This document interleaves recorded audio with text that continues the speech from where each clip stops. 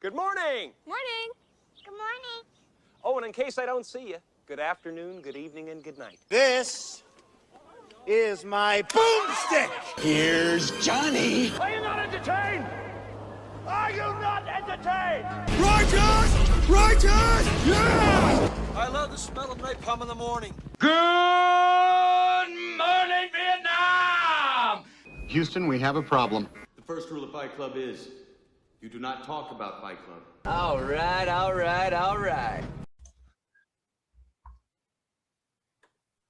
Ladies and gentlemen, welcome back. My name is willspalding. And as always, I am joined by sjdierberger. Sam, what's happening today? Not much. It's a bit of a dreary afternoon. Yeah, tell me about it. It's just, I don't know about Minnesota, but it's raining where I'm at right now. It's raining up here as well. And yeah. Kind of fits the vibe of the movie we're talking for about sure. Today. Well, I mean, you already teased it. So what is the I already movie teased we're it. talking about That today? might be a new record. In terms of like It going probably is. from witty banter to name dropping the movie of the week. But this week we will be talking about The Woman in the Window. This is a safe place. I'm agoraphobic. I can't go outside. I've been slipping, getting into a really dark frame of mind.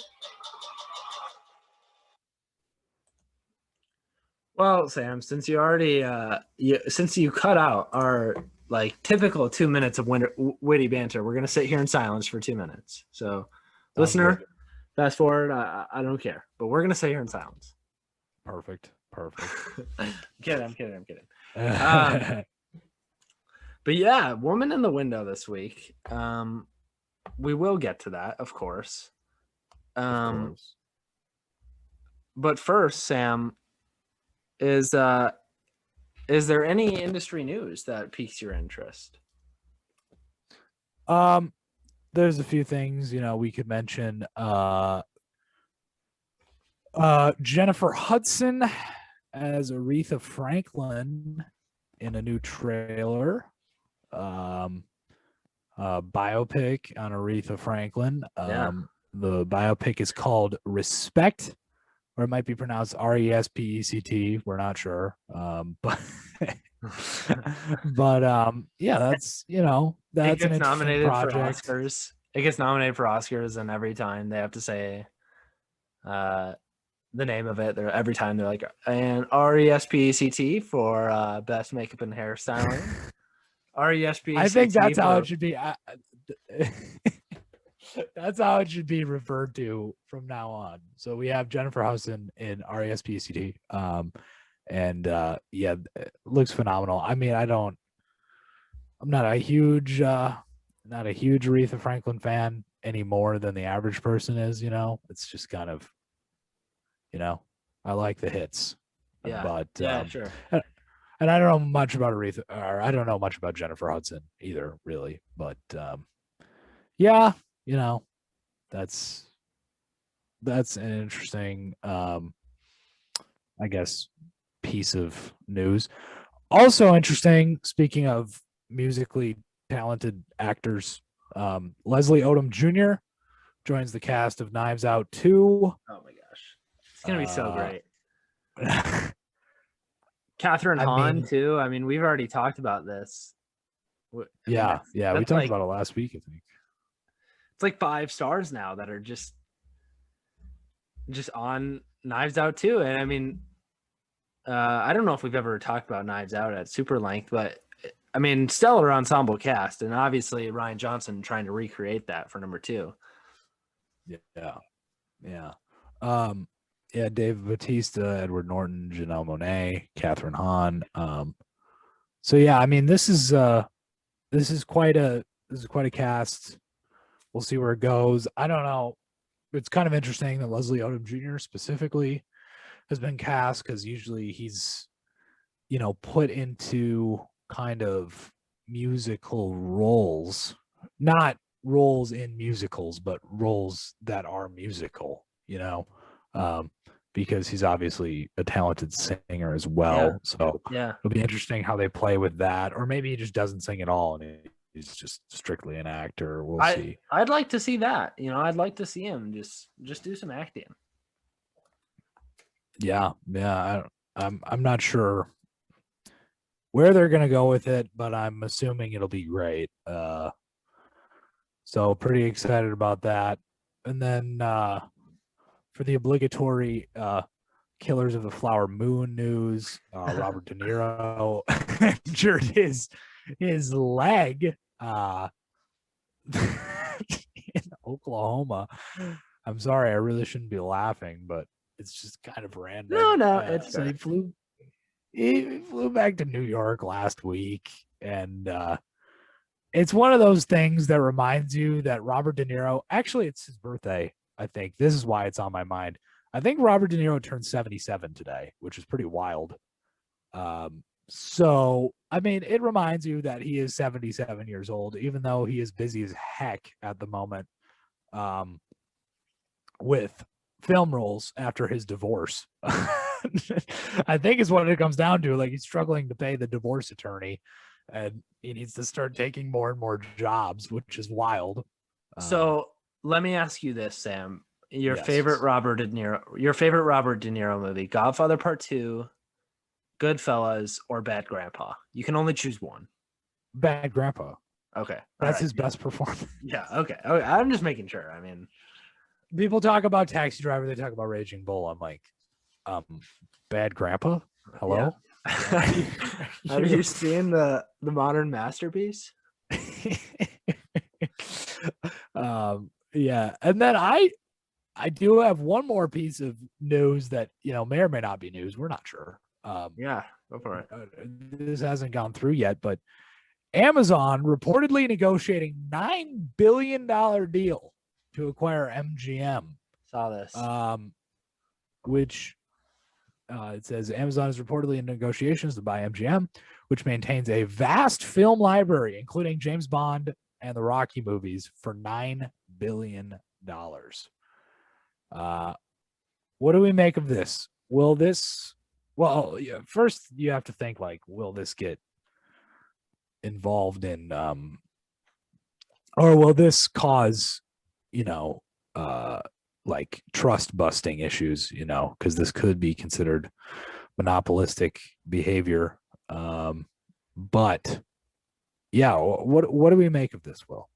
I don't think they're infringing on any monopoly type areas, because Disney has a much larger share than Amazon Prime does, or MGM. So, right. But no, that's interesting. I was kind of thinking this through, and I'm wondering, like, are they purchasing MGM for its back catalog only, or do they want kind of an established studio that can make movies for them? Maybe a little bit of both, but I kind of settled on the back catalog. And I think, we had kind of talked earlier, maybe going back and watching all the Bond movies and then reviewing each actor's Bond movies on the show. I don't know where we stand on that now, but this would make it a lot easier if they're all on Amazon Prime. I mean, that'd be right. And the Rocky movies too. That'd be super cool to have those easily accessible and in one place. So yeah, this is cool. Yeah, I mean, and like you said, just having that available to us on Amazon Prime would be quite cool. And they have, MGM is obviously a historic, film studio, and it's not just James Bond or Rocky. I mean, they have a whole bunch of famous, movies, especially from the 50s and 60s when they were kind of at their peak. It was them, and into the 70s, it was kind of them and Paramount that were really fighting for industry domination. But so I don't know. I guess they must be in some kind of financial straits at the moment if they're even considering this deal, or maybe they've just all given up. Maybe they're just like, you know what? Let's give it to Amazon because they're going to be buying everyone else up anyway. Right. Gosh, yeah, it's an interesting move for sure. 9 billion. That's a heavy figure. That's really interesting. Good for Amazon Prime though. That'll be cool if that goes through. I wonder what they'll do with No Time to Die too. If that'll get put on Amazon Prime within a couple months, or same day, but you got to pay extra. I don't know. I don't know. Maybe they just might raise their rates of Prime. Or the other thing that I've always thought about, which I think makes sense, is people, it's starting to, as Amazon moves into more of a respected film studio, more of a competitor to Netflix, it seems to me to make sense to have two different memberships. You have a Prime Video membership and you have a Prime commerce membership for buying merchandise. Because it always, up until the last couple years, it seemed like Amazon Prime was an afterthought. Prime Video was an afterthought of being a Prime member. Because it seems to me like you first get a Prime membership for buying things, and then afterwards you remember, oh yeah, there's also some free content I can watch. You know what I mean? So yeah, I think it would make sense going forward, especially if this MGM deal goes through, if we saw Amazon just kind of split those two tiers. They're kind of like two different businesses, really. So I don't know. Yeah, for sure. They'll definitely, with big properties like Bond and Rocky too. They'll have to approach those a lot differently than their kind of smaller movies, which we've seen them do earlier.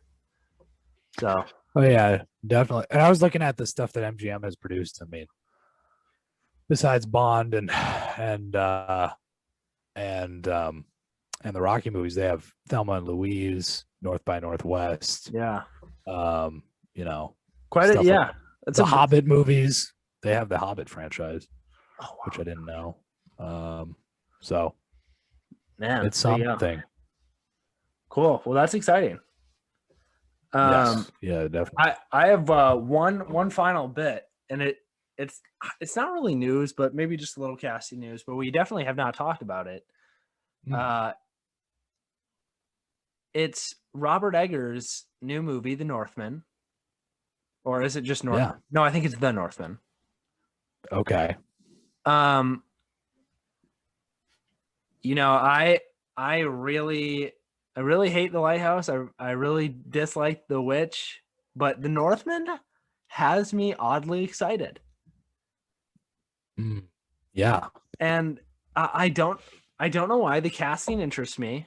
We have Alexander Skarsgård, Anya Taylor-Joy, Nicole Kidman, Ethan Hawke, and Willem Dafoe. So he's kind of going back to the well a little bit with Willem and Anya, but bringing in some new faces. But I actually think this plot just really interests me. I think it sounds weird, but I think it'll be less dark and weird than his first two films. Sure. But I'm interested in this. Sam, what do you think? We haven't talked about this at all. Well, The Lighthouse got Oscar buzz and everything. And I guess if we had to speculate, maybe Eggers is realizing that he can move into more commercial territory and he can make stuff that's a little more accessible to the casual horror audience, so maybe that'll have him lean off the weirdness that you have a lot of complaints about, and I have a lot of complaints about, because The Lighthouse, there are people who love the movie. We are aware of people who love that movie. And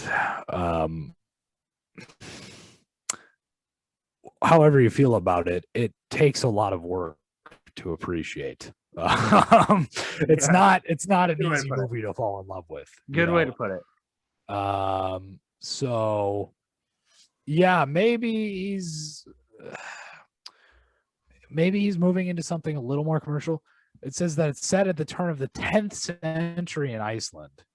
10th century is a long time ago. My favorite century, though, if I'm being honest.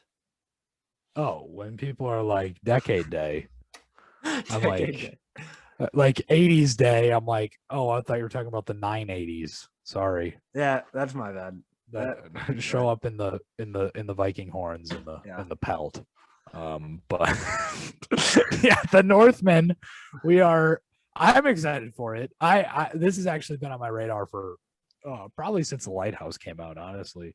I was talking to some Eggers fans who shall remain anonymous who are just absolutely stoked, and one of them did not even want to know anything about it. Like, didn't even want to know the premise. But he's very like anti-trailer, he doesn't want to know anything going into a movie. So all he knows is that it's called The Northmen and it's being directed by Robert Eggers. And that's all he cares about. So I have a guess who this is, but I won't say. But yeah, like oddly, I'm pretty excited for this. I'm hesitant, obviously, because there is a chance that it could just be super weird and I'll just be out right away. But this has, I feel like it's gonna be the most toned down Eggers we've seen yet, which I think I will enjoy. Hopefully, yeah. I'm going in with an open mind. I'll just say that. Which is about all you can ask for me and Eggers. When are we getting a release date? April 8th, 2022. Okay, so a year from now, essentially 11 months. Yeah, they finished filming last December. So cool. Well, cool. Sweet. I'm excited for this. Well, Sam, if we don't have anything extra, shall we move into a review of The Woman in the Window? Yeah, let's talk about The Woman in the Window. 911. My neighbor Jane, she's been stabbed. Where's Jane? Mr. Russell believes that you made a mistake. You have never met my wife. Ma'am, you all right? I know Jane. Jane's been in my house. I'm Jane Russell. Oh yeah, Woman in the Window. Jane Russell. Yeah, so where do we start on this one, Sam? I just want to get your general thoughts to start, I suppose. I don't look. The Woman in the Window, I enjoyed it. I know lots of people didn't, which is really interesting because personally, I think that people's expectations were a little off going into this. I know mine were off. And people, well, first of all, I mean, to address it, I think that people thought that this would be very Hitchcockian, which is a word I'm using now.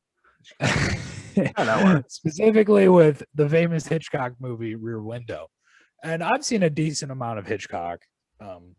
And personally, I think Rear Window is kind of a boring movie. I didn't think it was that great. I didn't think it was that impressive compared to Hitchcock's other stuff. Yeah, so people just assumed this would be like a semi-remake of Rear Window. And I really didn't get that. I didn't get that feeling at all. I thought it was very much different from Hitchcock. And I think people were comparing it to Hitchcock, and I think they were wrong to do that. And I think that's where a lot of the negative reaction is coming from. So I mildly enjoyed this movie. I thought the acting was phenomenal on just about all fronts. I thought it's a little too its aesthetic is a little too modern. I don't think it'll age particularly well, which is one of the reasons why I think it's different from Rear Window. And it's very I was texting a friend about this. He says, it's getting comparisons to Hitchcock and Rear Window and whatnot. I thought that aesthetic was different. And I said, yeah, when I was watching this, I thought of it as a dead ringer for aesthetically, a dead ringer for Panic Room by Fincher. Oh, interesting. Really? I really got that kind of feeling out of it. And it seems like a Fincher wannabe project. So I find this movie interesting. I mean, there's obvious similarities to Rear Window solely plot wise. I don't think anything tone wise or style wise, there's nothing really resembling Rear Window, but in terms of plot, yes, this is pretty clearly a Rear Window ripoff. But it goes its own route from there. It's like somebody just read the 2-sentence summary of Rear Window and said, "Oh, okay, cool, I'll do that too," but didn't see it at all. Right. As I was watching this, I was like, this is a weird blend of like.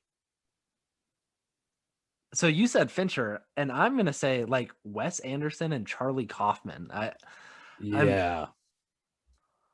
Just how it's blocked and shot. I was like, man, there's a lot of like Wes Anderson-y weird stuff going on here. Not in terms of color palette, but like in terms of the cinematography and design of it. But like in terms of some of the style, I got a lot of Kaufman vibes, especially like anything to do with the flashback scene. And there's just at one point a car in her living room, and I'm like, oh my gosh, this is so Kaufman. I mean, yeah. And I thought specifically of Thinking of Ending Things, and for sure. I'm thinking of I had to like pinch myself and realize like, oh, this was shot before they knew that this was in. I'm Thinking of Ending Things. But absolutely. Oh my God, the parallel thinking. But you could even compare it to something like Eternal Sunshine of the Spotless Mind. Yeah. Or Adaptation. Like it's very the unreliability of the protagonist and her psyche. Like Amy Adams is very disturbed in this movie, or we're led to believe that she's very disturbed. So we're kind of questioning who's who, and there's people switching. We also get vibes of the father.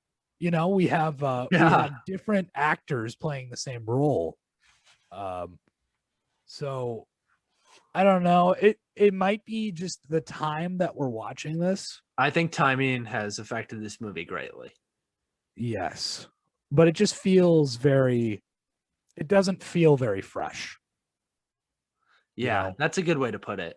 Yeah, the timing of this movie is not great. If this comes out before I'm Thinking of Ending Things, if it comes out before, you said The Father, it just seems like movies have come out before this movie that are like it in some sense, which kind of makes people think, oh, I don't really like this because I've seen it before, which is a fair kind of narrative to go to because something feels so similar about it. But I think this is better than people give it credit for. I do too. I think we were both able to take a step back and just kind of appreciate it for what it was, not what people think it should be. So yeah, I mean, and with that, I guess we can kind of get into the movie itself. But yeah, we kind of have this. Well, first of all, I read an interesting article about this guy Joe Wright. Joe Wright. Joe Wright is an interesting. He's more fascinating than maybe the plot of this movie. He's made some pretty good movies too. Yeah. So I hadn't really heard of him, but he's the guy behind Atonement and Hannah and Darkest Hour. Yeah, Darkest Hour, man. He directed Darkest Hour, which I forgot about. Pride and Prejudice. Oh yeah, he made Pride and Prejudice. He made. Wow. Okay. Wow. But Yeah. So like he's not an amateur, not in any sense of the word. It just seems like a strange project for him at this point in his career. And it seems like a strange project for Amy Adams as well. Also, yeah. And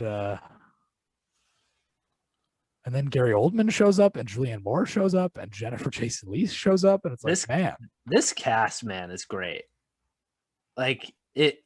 If you told me, like, hey, here's some people that are going to be in this movie I'm making. You know, you got Amy Adams. I'm like, oh, okay, cool, that's awesome. Like Gary Oldman, I'm like, okay, stop speaking, I'm in. Yeah. And they're like, no, it gets better. You know, we have Wyatt Russell and Julianne Moore shows up, and Jennifer Jason Leigh, and I'm like, okay, so this is gonna be one of the better movies of the year. Yeah. Super interesting. Yeah, really, really good cast. Right. But yeah, continue. Sorry. But no, so like, but my point here is that like everyone except Amy Adams, because she's on screen the entire time. Everyone except Amy Adams just feels underutilized here. You know, they all give good performances, but I mean, like Gary Oldman, the role he plays, anyone could have played that role, it seems. You know, he didn't really bring anything extra to that role. Nothing was asked of him. Right. Julianne Moore, Jennifer Jason Leigh, they're both on screen for probably 5 minutes combined. Oh my gosh, yeah. You know, and Julianne Moore's on it for one scene. It's like a cameo, you know, and it just seems so underutilized.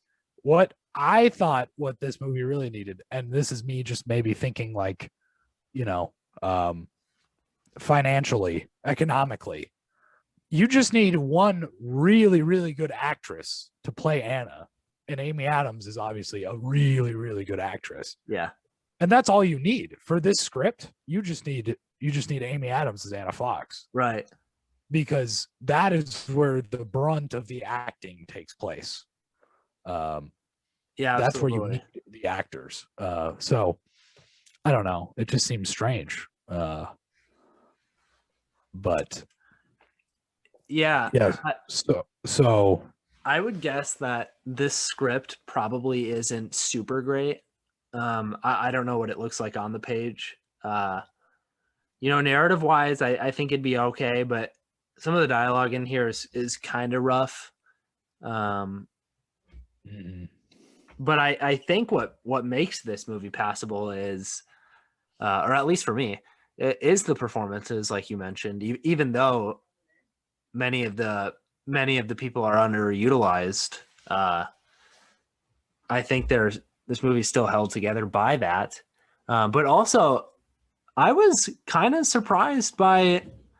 I kind of figured this movie would be paint by numbers, run of the mill kind of thriller, but there were some serious directorial decisions going on here, like some artistic decisions that were trying to be made.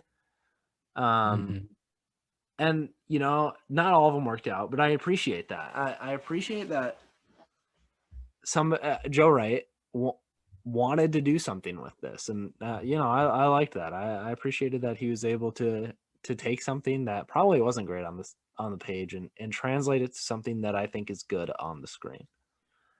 Yeah, the other interesting thing about that is that the movie's based on a novel.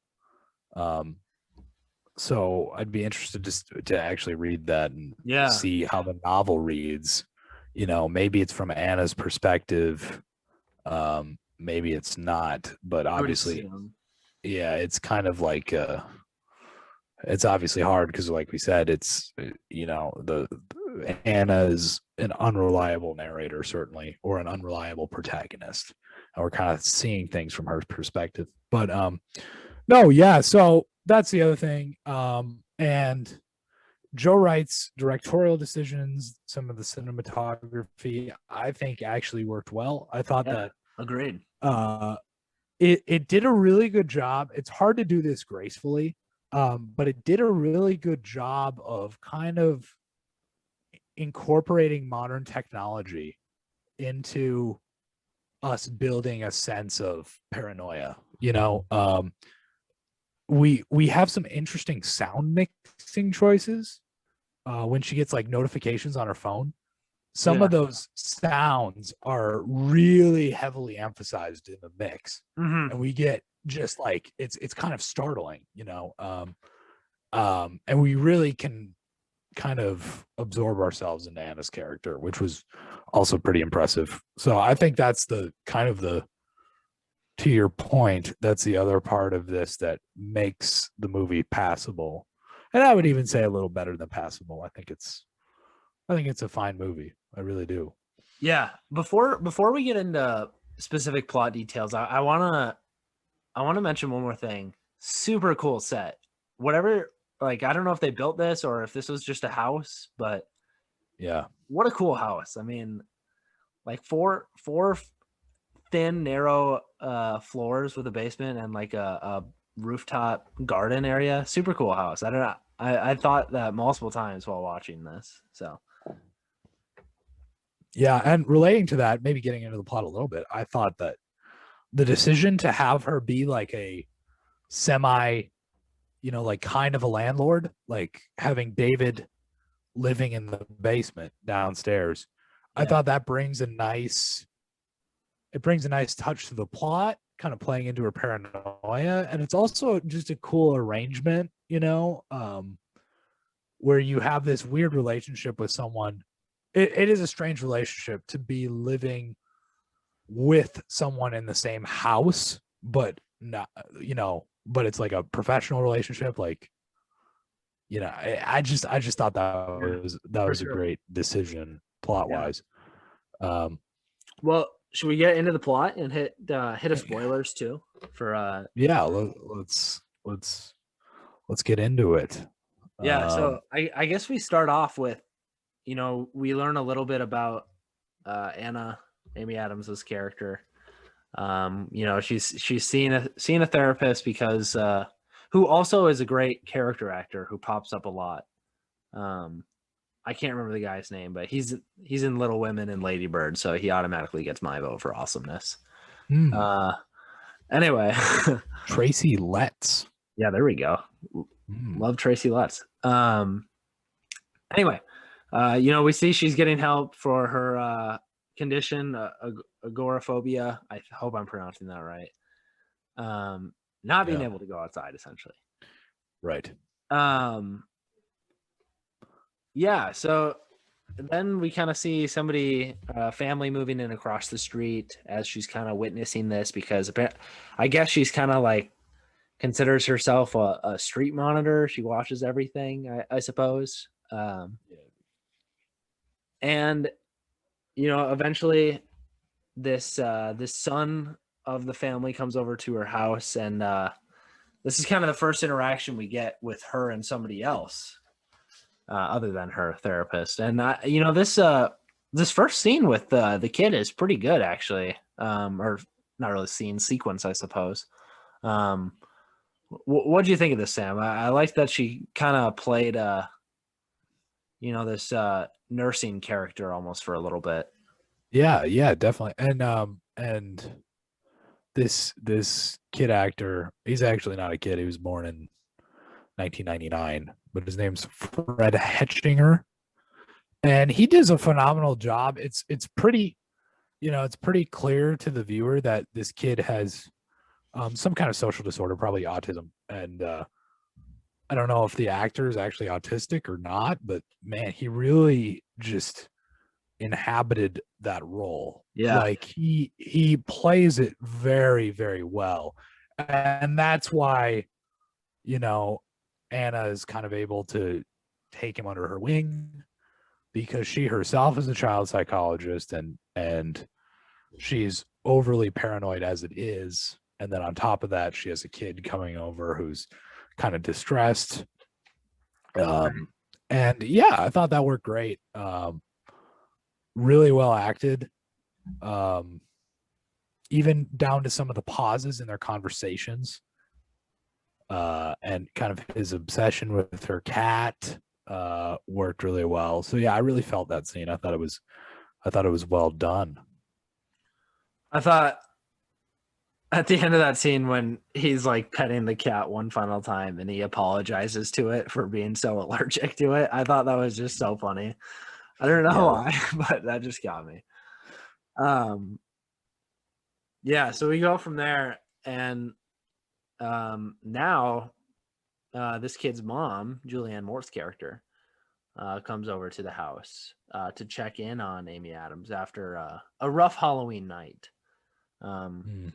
Actually, before we talk about this scene, I thought that sequence was so terrible. The Halloween night was pretty bad, where kids are egging her house. I just like, what is going on here? Like that does not happen. And I don't know. What do you think? Well, we got a scene before that. I was just expecting more from it being Halloween, you know?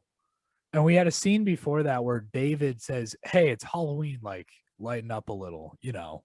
And he goes out for the night or whatever. And like, I was like, oh, sweet. It's Halloween. We have a nice psychological thriller here. We have a nice setup. Like, what's going to happen? Something's going to happen. And then we just get like kids egging her house. First of all, it's always annoying to me when that's used as a plot device, like kids just being like randomly cruel. Like that's just not a thing that happens. Like people don't just egg people's houses for no reason. Yeah, like that was pretty dumb.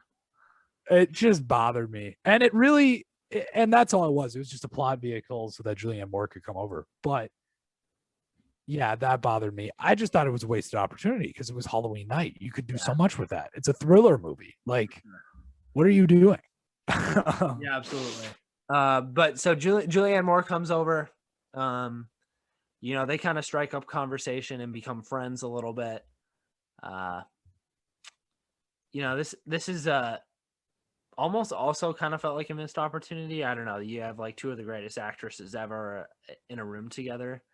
You know, I guess it's just dialogue the whole time, so it was cool, but I wanted something a little more out of this scene too. I thought we were going to get more scenes with them together, but like we said earlier, Julianne Moore is here for like 6 minutes, almost like she was like, yeah, sure, Joe, I'll do this movie, but I can only be here for one day from 10 to 4, you know? It really did feel that way, didn't it? Yeah. I thought it was good. I thought it was a good scene. Again, I would have wanted more, but Right. I thought it was a good scene because it establishes a lot. It's a good it establishes a lot, and their characters are both on guard. You know, it's obvious to both of them that they're not being natural with each other. Yeah. And they're talking very much like two wine moms would. You know what I mean? Like that's how middle-aged women talk while drinking wine. You know, it's just like a very loose, you know, life is crazy conversation. Especially for those who don't know each other, you know? Yes. It felt very realistic is what I'm saying. Yeah. Yeah, agreed. So, I had not thought of it that way. Yeah. You know, this is kind of where the movie takes off, is from here on out. Everything up to this point has kind of been, like I said, establishing, you know, we're kind of figuring out who our characters are. What is this going to be about? Right. But we see Julianne Moore's character get killed. She was stabbed. And this is where Amy Adams' character Anna Fox has to figure it out. And she goes outside, and they pulled that punch way too early. I thought Totally. You know, that could have been a cool way to save that for the end. But she goes outside right away, and we kind of lose that whole I don't know, suspense part of will she, won't she go outside. Yeah, it's a card that's definitely going to be played at some point. And they play it way too quick.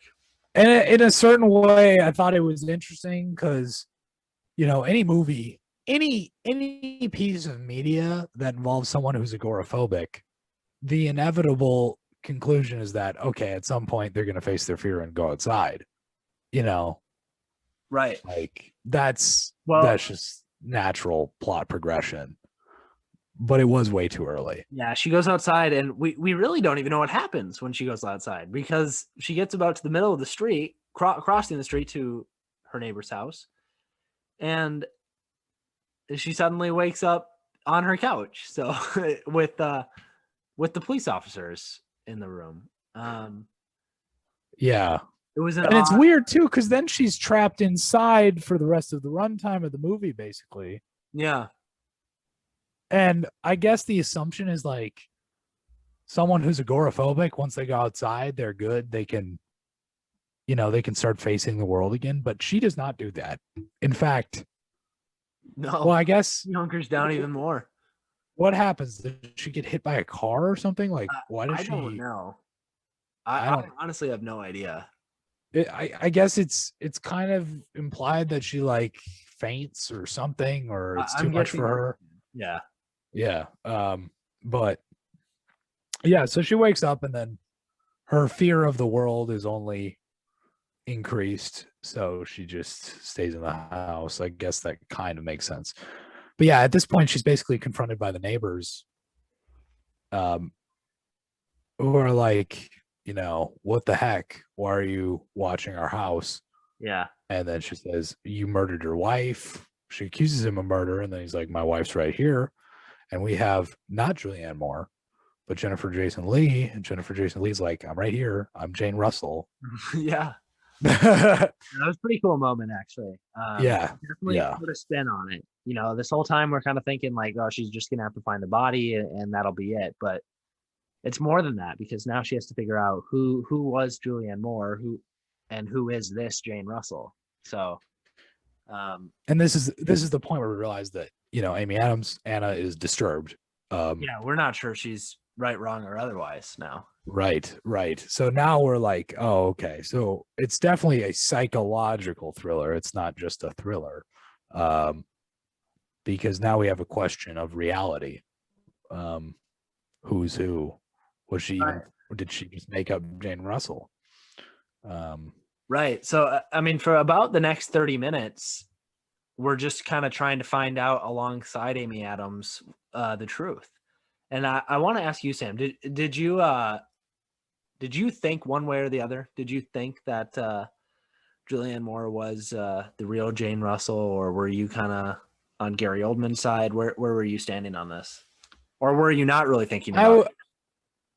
I was looking to given kind of the direction of where these kinds of thrillers tend to go nowadays, I was kind of more on the side of like, the Shutter Island kind of ending. Like, Okay. Our protagonist is completely wrong. And it's just, the story is now a matter of her, basically, the story is now just basically her inflicting damage on the world because of her delusions. Sure. Yeah. And I thought that's where we would end up, and that's where a lot of the intrigue towards the plot would happen. Right.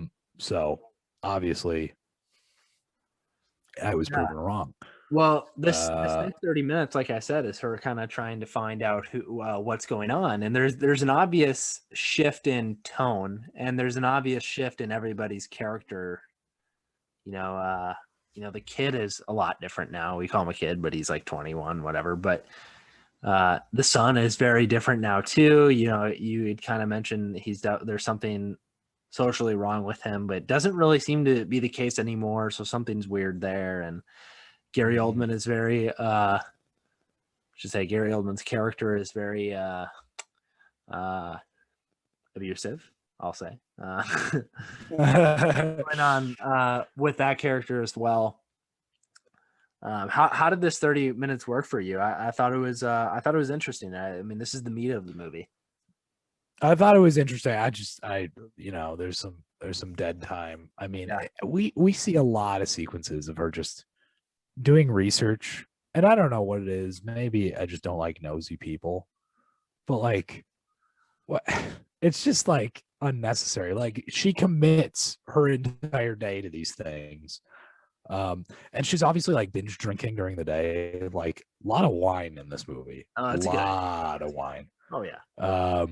So she's just it kind of made me feel disgusting like watching this because I'm like, imagine spending your day like this, just getting obsessed with your neighbor and just like drinking and just like research, because she's going online, she's calling all these places, she's impersonating people to find out more information. It's like when you have a kind of chance, wild. when you have a chance to drink a nice Merlot at 11:30 a.m. on a Tuesday, you do that. You do that. Yeah. You So do that.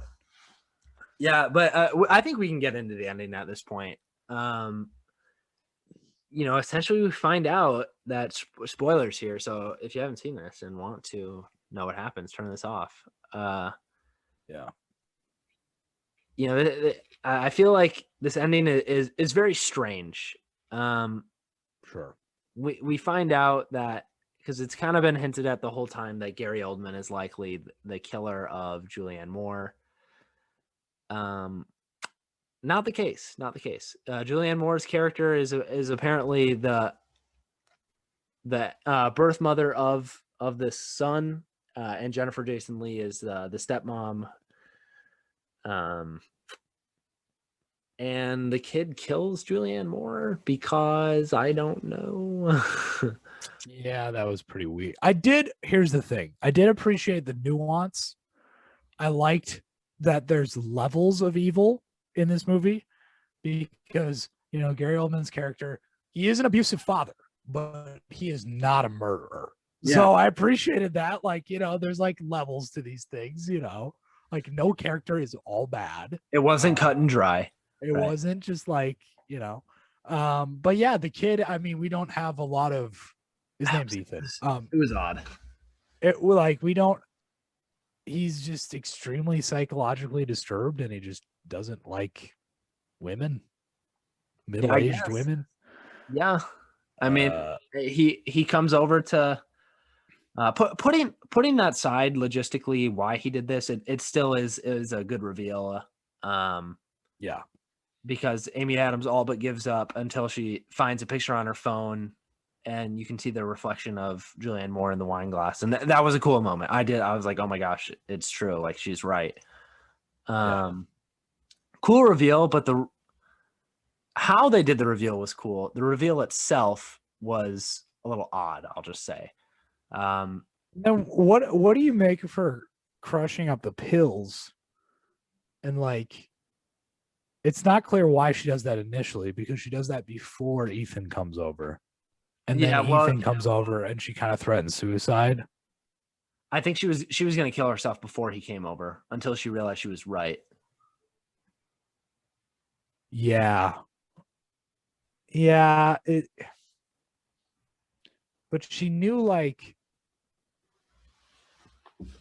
it's just tough. It's just tough. We didn't even get into this, but the whole flashback sequence, which mimics a lot of what Kaufman does, is kind of the root of what's wrong with her. She feels responsible for the death of her husband, another great actor, Anthony Mackie. Oh my gosh, there's just more people in here, and her daughter, who we believe to be alive the whole time, but are actually dead, as they got in a car crash, and the two of them passed away while she managed to escape with her life. So this is kind of where she draws all of her issues from.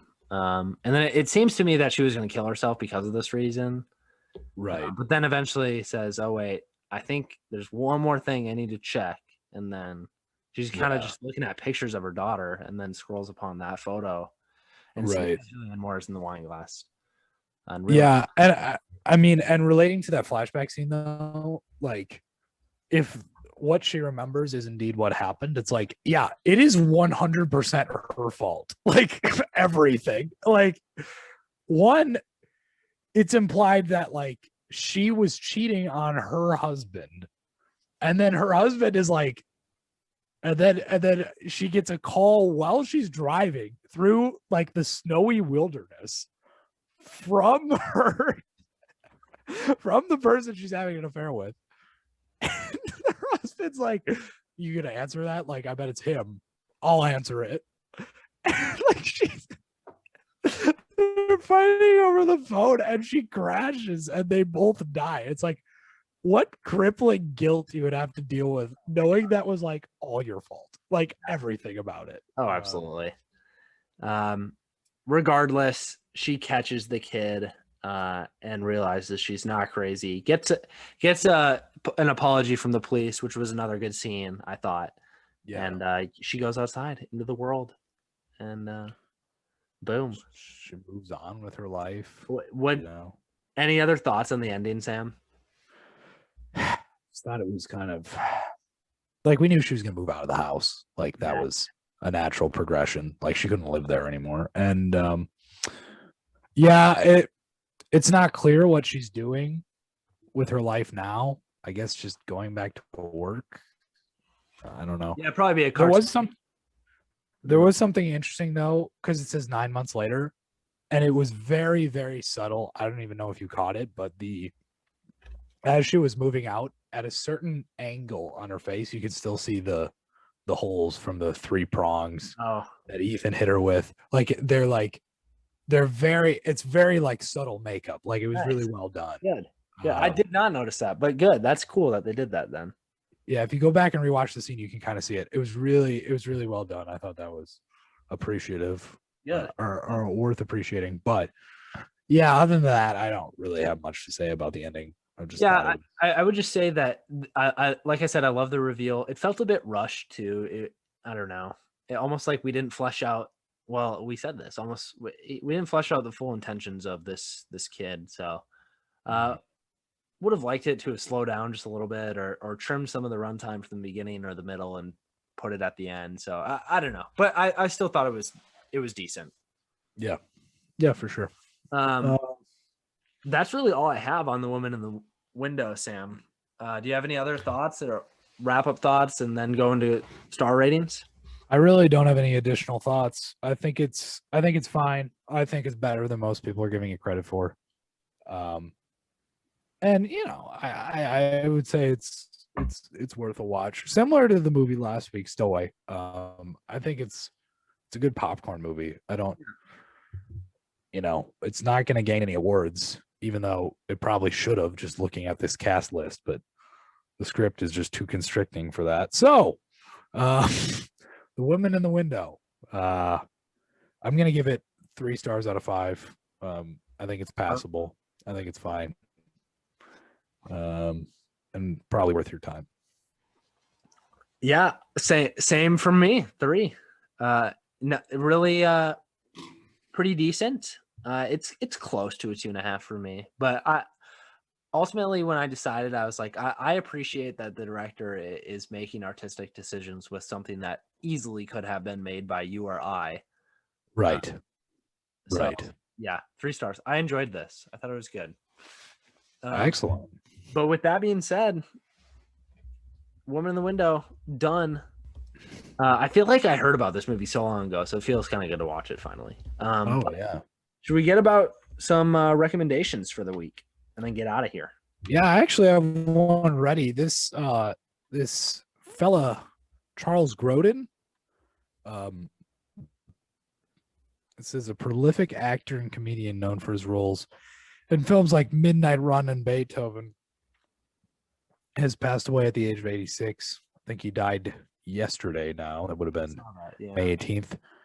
But Charles Grodin is in a movie called Midnight Run. We mentioned De Niro before. It's kind of like an early De Niro comedy before he really started doing comedies.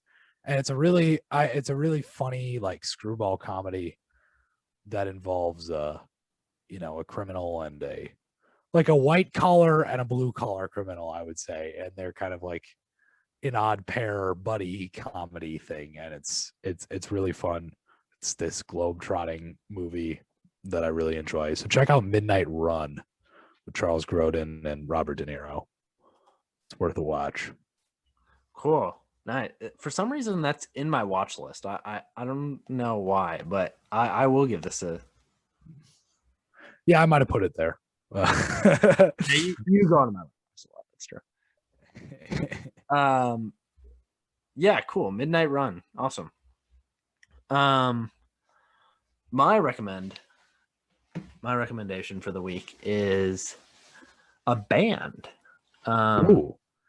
It's funny because I was super excited for my recommend this week. I said I was excited for it last week, and then I changed it. So my recommend that was intended to be this week is going to be next week. Still excited about that one, but I had to do this one because I've been listening to this band for like 3 days straight now. Wow. After just discovering them like 3 days ago. The band is called Forever the Sickest Kids, kind of late aughts, early 10s, like really early 10s. The best way I can describe them is like early aughts. So they're late aughts, but early aughts, like rock, edging towards pop, kind of. Like the closest band to them would be like Blink 182, maybe. Okay. More of a mainstream band that's close to them, Blink 182. But yeah, so Forever the Sickest Kids, I'm going to recommend them just in general. Check out any of their songs. But I guess if you're going to just listen to one, go with, I'd probably say my favorite so far is Hey Brittany. So yeah, check out Hey Brittany and Forever the Sickest Kids. Really, really good music. That's quite a name. That's Forever the Sickest Kids. Yeah. I dig it. I'll have to check it out. Sweet. Cool. Well, Sam, where can I find you on the Letterboxd? If you're looking, you can find me on letterboxd.com/sjdierberger. Where can I find you, Will? You can find me on the Letterboxd, which I will only be referring to it as from now on, the Letterboxd, at willspalding. And you can find us in our homes watching murders take place because we do that. But you could also find us at anchor.fm/thosefilmnerds and thosefilmnerds.weebly.com, which I am working on my next blog post right now. It should be up within a few days, so keep kind of looking at that. Hopefully by the 21st of May, that'll be up. Cool. But also find us, Those Filmners, on all podcast platforms, and Those Filmners on Instagram and thosefilmners@gmail.com. Email anything in. And with that being said, until next time, Sam. Keep watching movies, everyone. Have a great week. Thank you.